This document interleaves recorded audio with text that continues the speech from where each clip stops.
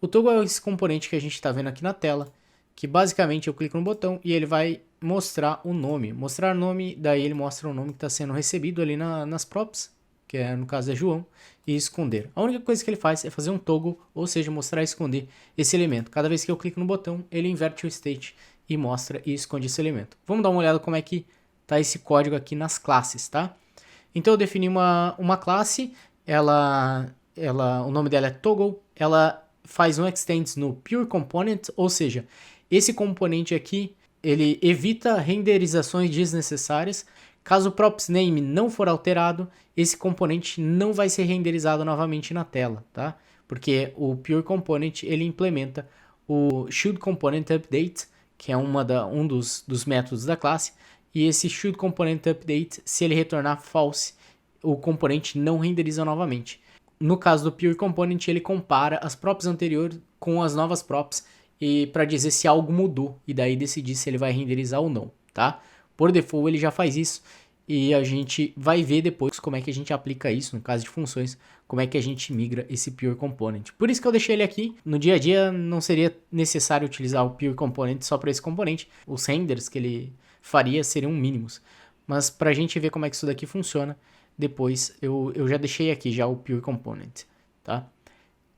E aqui então, iniciando eu defino um state. Esse state, dentro dele eu tenho showName, que inicia como false. Depois eu tenho uma função toggleName, que quando ela for chamada eu faço um setState para atualizar o meu state, invertendo o valor de showName. Então se ele estava false, ele vai virar true, e caso ele tiver true, ele vai virar false, porque eu estou invertendo o valor. Esse toggleName está sendo utilizado aqui por esse button, no onClick do button. Aqui então, dentro do render, eu estou utilizando tanto o state quanto a props, né, props name, e eu só renderizo aqui olá, e caso showName for true, daí sim eu renderizo o name. Então agora a gente vai ver como é que a gente transformaria isso daqui em um componente funcional com os hooks. Bem, o primeiro passo de a gente identificar é que aqui a gente não tem nenhum lifecycle do tipo component did update, component will unmount, a gente não tem nenhum desses métodos mais complexos. A única coisa que a gente está utilizando dessa classe, particularmente da classe, é o state. Então a única coisa que a gente tem que se preocupar é como que a gente vai utilizar o state em uma função. Então aqui const toggle, vou definir essa função, e ali lá embaixo ela já está fazendo um export default toggle. Então não preciso mudar nada. Aqui, primeira coisa é se atentar ao Pure Component. Como é que eu faço um Pure Component no caso de função? Eu vou importar uma coisa que chama Mimo. Para quem já está acostumado com os hooks, não é o useMimo. É um mimo mesmo. É uma outra função que ela serve para memoizar.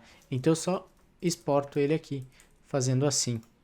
Mimo, toggle. Se eu colocar isso daqui, ele já vai interpretar, ele já vai verificar todas as props que tá vindo, e caso nenhuma props mudar, ele não vai renderizar novamente esse componente, tá? Então, continuando, eu vou pegar aqui o conteúdo do nosso método render, eu só vou copiar e colar para a gente comparar depois a diferença entre um e outro, uma abordagem e outra.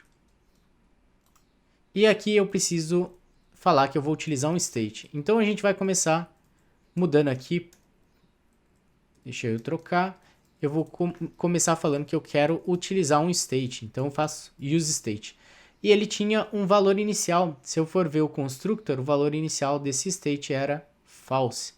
Então o valor que eu passo aqui é false, porque quando eu chamo um useState, falando que eu vou usar um state, eu passo um valor inicial para ele. Ficando atento também que agora a gente lida, cada state tem um valor único, ele não é mais um objeto, tá? Então agora, a partir de agora, com os hooks, cada state é único. Se você quiser dois state, no caso, se você tivesse mais uma chave aqui dentro desse objeto, ele viraria um segundo state com um nome diferente. E com uma função de atualização diferente, que é o que eu vou mostrar agora, a função de atualização. Para atualizar esse state, eu preciso pegar a função de atualização. E normalmente a gente vai dar um nome de set e o nome do teu state. Então, set show name. Porque no caso aqui chama show name, aqui vai se chamar set show name. Essa função que eu vou utilizar para atualizar o state quando eu quiser. Aqui, o name que é extraído das props, você coloca aqui em cima. Primeiro parâmetro da função, que você recebe as props. Tá? Agora a gente tem que... Isso daqui a gente já fez a inicialização, pode jogar fora. Tá? Isso daqui não teria, na verdade, lá, por isso que eu nem movi ele. A única coisa que era relevante pra gente era olhar o state inicial do show name.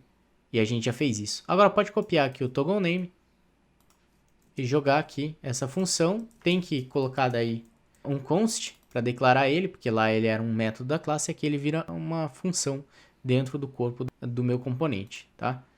E aqui ao invés de this.setState, eu vou trocar para setShowName. E ao invés de passar um objeto, dessa vez eu só troco o valor direto.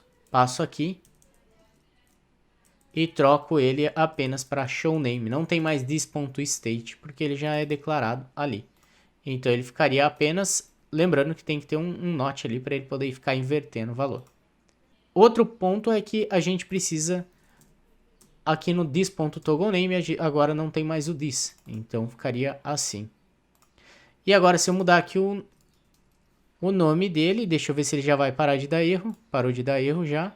E se a gente for testar, a gente já vê que ele está com a mesma funcionalidade. Então, esse código aqui nos hooks seria esse código nas classes. Esse código nas classes se tornou aquele código nos hooks. E aqui também, lembra que o Pure Component você tem que adicionar um mimo aqui no Export Default. Tá? Então, o que a gente fez foi, o state a gente importa o useState ali do React e a gente muda que é um state por valor. Então, por valor que antes você tinha no state, você vai ter que criar uma linha dessa com um nome diferente, com uma função de atualização diferente. Cada vez que você chama a função de atualização, você vai passar diretamente o valor novo para o teu state. Você não passa mais um objeto e a chave do state que você quer. E aqui, sem segredo nenhum, você não precisa mais utilizar aqueles this ponto alguma coisa, porque todas as variáveis já estão no escopo que elas vão ser utilizadas. Deixa eu remover esse código.